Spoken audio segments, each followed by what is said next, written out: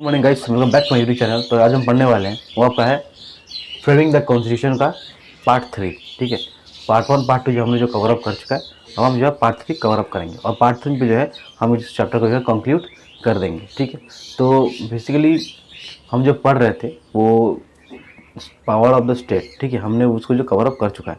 तो आज जहाँ से हम अपना जर्नी शुरू करेंगे वो आपका रहेगा view of Santhanam on powers of central and state. ठीक है, संथानम के संथानम के व्यूज़ के बारे में। ठीक है, ये सेंटर और स्टेट के जो पावर्स है या फिर जो डिस्ट्रीब्यूशन ऑफ पावर है उसको लेके ये क्या सोचते थे। ठीक है, उसको लेके इनका क्या सोचना था। ठीक है, आज हम जो बेसिकली वही पढ़ेंगे। ठीक है, आगे बढ़ते हैं। मतलब इनका एक ही चीज़ बोलना था। ठीक है, सिंपल मैं आपको समझा देता हूँ कि पूरा पावर अगर स्टेट को दे देंगे, सेंट्रल को दे देंगे, तो स्टेट प्रॉब्लम कर सकता है। ठीक है, कुछ कुछ मतलब बोल सकते हैं जैसे टैक्सेस कलेक्ट करना या फिर कुछ कुछ क्या बोल सकते हैं इन्वेस्टमेंट। ठीक है, कुछ कुछ एक्सपेंडिचर, ये सब कुछ कुछ पावर जो है स्टेट के पास भी रहना चाहिए। अगर सेंटर के पास सारा पावर रहेगा तो सेंटर उसको संभाल नहीं पाएगा। ठीक है, पहला बात तो संभाल नहीं पाएगा और वो संभालने के चक्कर में और बिगाड़ देगा। ठीक है ना, तो उनका यह मानना था कि कुछ कुछ बेसिक पावर जो है आपका स्टेट के पास भी मतलब रहना चाहिए। ठीक है, ये मानना था उनका। सही है, सिंपल यहाँ भी मतलब वही वही बोला गया है।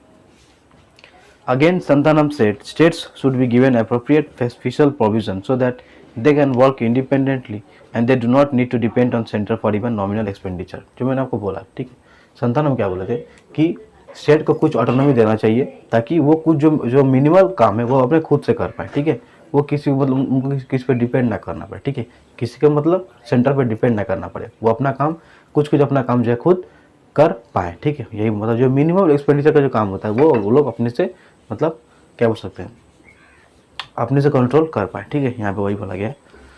Santhanam and many others predicted dark future if allocation is not done properly. ठीक है, he further said that province might revolt against centre and centre will break as excessive power is centralised in the constitution. ठीक है, सही बोला जा रहा है कि प्रोविंस जो है वो रिवोल्ट कर सकता है। ठीक है ना, स्टेट जो है मतलब रिवोल्ट कर ही सकता है कि तुम्हारे पास इतना ज़्यादा पावर है, तुम इस पावर का ठीक से यूज़ नहीं कर पा रहे हो, ठीक से चला नहीं पा रहे हो, हमें भी कुछ पावर दो, हमें छोटा छोटा काम के लिए तुमसे पूछना पड़ता है, ऐसा क्यों होगा? तुम सेंटर हो तो हम भी स्टेट है। ठीक है, हमारे हाथ में भी पावर है। ठीक ना, तो यही बोला जा रहा है। अब बोला गया नीड फॉर स्ट्रॉन्ग गवर्नमेंट। ठीक है, स्ट्रॉन्ग गवर्नमेंट का मतलब हमें नीड क्यों है।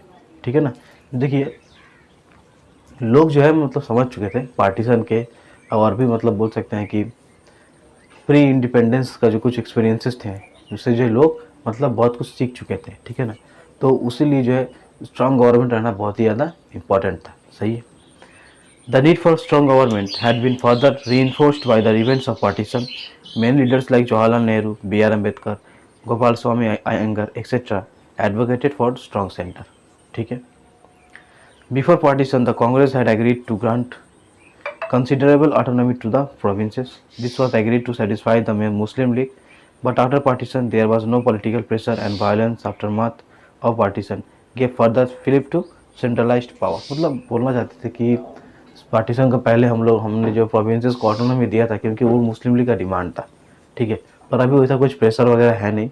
ठीक है, अभी जो है मतलब क्या बोलते हैं कंट्रोल्ड मैनर में, सब कुछ अभी स्टेबल में है। ठीक है, तो अभी जो है सेंट्रल गवर्नमेंट का स्ट्रांग होना इम्पॉर्टेंट है। ठीक है, तो इनका मतलब कंक्लूड कहाँ हुआ। ठीक है, ये जो है ये स्टेट मतलब जो डिबेट चल रहा था कि स्टेट को पावर देना चाहिए कि सेंट्रल गवर्नमेंट जो है आपका एक्सट्रीम अथॉरिटी है, उसके पास पावर्स हैं। ऐसा नहीं कि स्टेट गवर्नमेंट के पास पावर नहीं है, स्टेट गवर्नमेंट के पास भी पावर है। ठीक है, और मतलब कुछ इंपॉर्टेंट डिसीजन होता है तभी जो है स्टेट को सेंटर से पूछना पड़ता है। ठीक है ना, तो वहाँ पर वही बोला जा रहा है।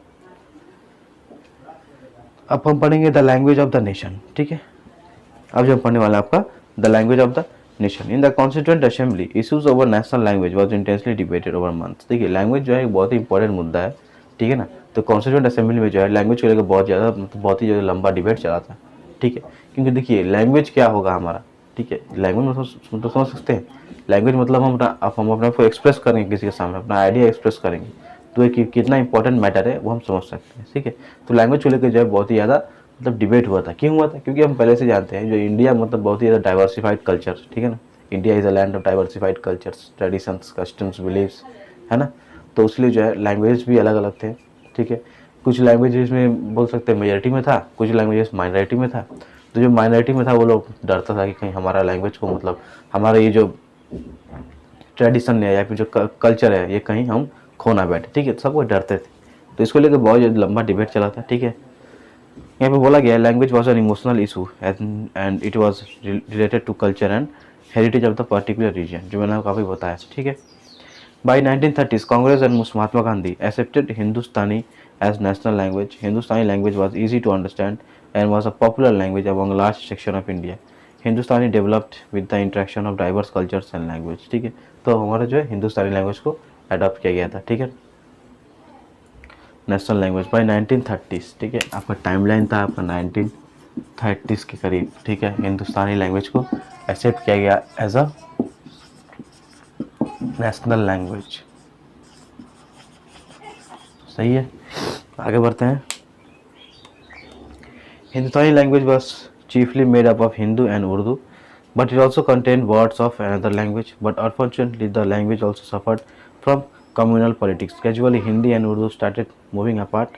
Hindi started using more Sanskritized words. Similarly, Urdu became more Persianized. Even then, Mahatma Gandhi retained his faith in Hindustani. He felt that Hindustani was a composite language for all Indians. ठीक है, देखिए सही बोला गया है, language में भी politics आ गया, ठीक है ना। लैंग्वेज में भी जो है आपका पॉलिटिक्स आ गया, और लैंग्वेज जो पहले हिंदी और उर्दू मिला के बना, जो पहले मतलब बना हुआ था, वो अब क्या हुआ, हिंदी अलग हो गया और उर्दू अलग हो गया, ठीक है। मतलब इसमें भी डिवीज़न आ गया धीरे धीरे। जिस चीज़ में आपको पॉलिटिक्स इन्वॉल्व हो जाएगा वो चीज़ जो आपका डिवाइड कर जाएगा, ठीक है, सिंपल लैंग्वेज में और बोला जाए तो, सही। तो बेसिकली यही बोला गया है। मतलब फिर भी जो है महात्मा गांधी कहीं ना कहीं मानते थे कि नहीं, जो हिंदुस्तानी जो लैंग्वेज था ये मतलब दो कल्चर को ब्लेंड करके बनाया गया था, ठीक है। तो ये अच्छा था, ठीक है। हिंदी और उर्दू जो अलग हो गया, इससे अच्छा हमारा हिंदुस्तानी लैंग्वेज था, ठीक है। कहीं ना कहीं ये उनका मानना था, आप बोल सकते हैं, है ना। आगे बढ़ते हैं।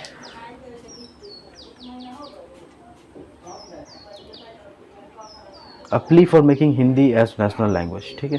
A plea for making Hindi और नेशनल लैंग्वेज, हिंदी को नेशनल लैंग्वेज बनाने के लिए एक रिक्वेस्ट, ठीक है। आगे बढ़ते हैं।